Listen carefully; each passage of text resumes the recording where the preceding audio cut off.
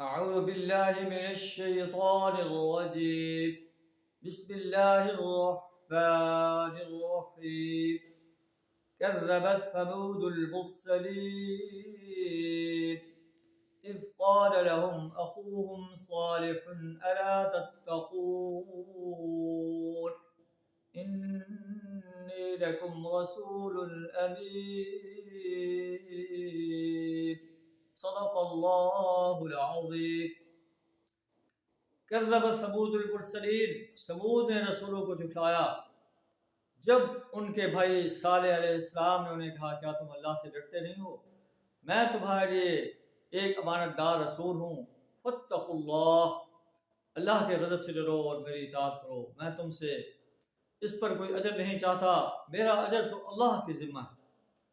معلوم ہوا کہ رسول بے غرض داعی ہوتا ہے، اور جسے بھی داعی اسلام بننا ہے وہ بغیر کسی غرض کے انسانیت کے سامنے اسلام کی دعوت پیش کرے، اس کا اجر اس کا رب اسے دے گا۔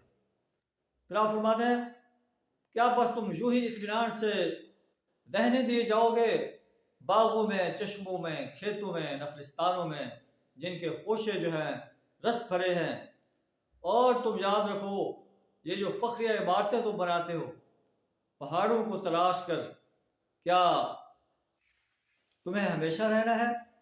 فاتقوا اللہ، اللہ سے ڈرو اور میری اطاعت کرو۔ آخر کار قوم صالح نے صالح علیہ السلام کو جھٹلا دیا، اور اللہ فرماتا ہے کہ اللہ نے انہیں عذاب کی لپیٹ میں لے لیا اور وہ دنیا سے نیست و نابود کر کے رکھ دیا۔ ان فی ذلک لآیہ، اس میں نشانی ہے، وما کان اکثرهم مؤمنین، لیکن اکثر لوگ ایمان نہیں لاتے۔ وَإِنَّ رَبَّكَ لَهُوَ الْعَزِيزُ الرَّحِيمُ، اور بے شک آپ کا رب غالب ہے، زبردست ہے، بڑی قوت والا ہے، اسے کوئی چیلنج نہیں کر سکتا۔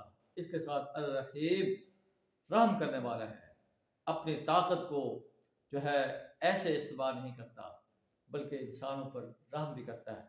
اگر وہ اللہ کی طرف پلٹ آئے تو اللہ انہیں اپنی رحمت کی آغوش میں لے لیتا ہے۔ قرآن چونکہ آفاقی کتاب ہے، ہر سرکش اور باغی انسان کے لیے اللہ کی طرف سے گائیڈ لائن ہے کہ جب بھی وہ اللہ کی طرف پلٹ آئے گا اللہ اسے اپنی رحمت کی آغوش میں لے لے گا۔ اللہ سے دعا ہمیں بھی ایمان اور اپنے صالح سے اپنے آپ کو راستہ کرنے کی توفیق عطا فرمائے۔ وآخر دعوانا الحمد للہ رب العالمین۔